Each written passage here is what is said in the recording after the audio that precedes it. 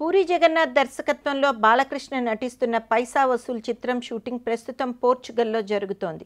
ఈ చిత్రం కోసం భవ్య క్రియేషన్స్ అధినేత నిర్మాత ఆనంద్ ప్రసాద్కు పూరి జగన్నాథ్కు మధ్య ఒక మెమరాండమ్ ఆఫ్ అండర్స్టాండింగ్ ఉంది. ఇది పూరి జగన్ తయారు చేసిందే. దీని ప్రకారం ఈ చిత్ర నిర్మాణం ప్యాకేజ్ 34 కోట్లు. అంటే జగన్ ఈ చిత్రాన్ని 34 కోట్లలో పూర్తి చేయాలి. మరి ఇది ఎలా సాధ్యం అంటారా?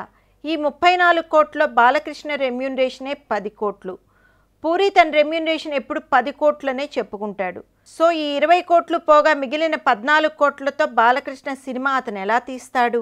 ఇది ఇండస్ట్రీలో ఒక పెద్ద ప్రశ్న. 4 పాటలు 4 ఫైట్లు తీస్తే ఈ డబ్బు మొత్తం ఖర్చు అయిపోతుంది. సో జగన్కున్న ఆప్షన్ తన రెమ్యూనరేషన్ తగ్గించుకోవడమే. అది ఏ స్పీల్బెర్గో టైటానిక్ తీసిన జేమ్స్ కెమెరూనో చేయగలరు, కానీ మన మేధావి దర్శకుడు చేయలేడు. ఇక్కడే పూరి జగన్ తెలివితేటలు పనిచేశాయి. అతని నిర్మాత ఆనంద్ ప్రసాద్తో తాను తన రెమ్యూనరేషన్లో ఒక భాగం చిత్ర నిర్మాణం కోసం త్యాగం చేస్తున్నట్లు చెప్పాడు. నిర్మాత కూడా అతని కమిట్మెంట్కి ఎంతగానో ఆనందించాడు. బాలకృష్ణ గారితో కూడా పూరి గురించి గొప్పగా చెప్పాడు. దీని తర్వాత పూరి జగన్ మాస్టర్ ప్లాన్ అతనికి తెలిసొచ్చింది. పూరి చెప్పిన ఈ కొత్త స్టోరీ విన్న నిర్మాత షాక్ అయ్యాడు.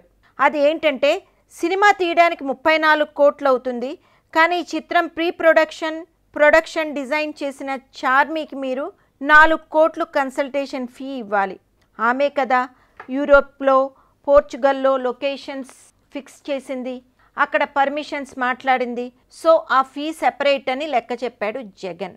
ఈ విషయం బాలకృష్ణతో మాట్లాడిన ఆనంద్ ప్రసాద్ పూరికి క్లియర్గా చెప్పేశారు.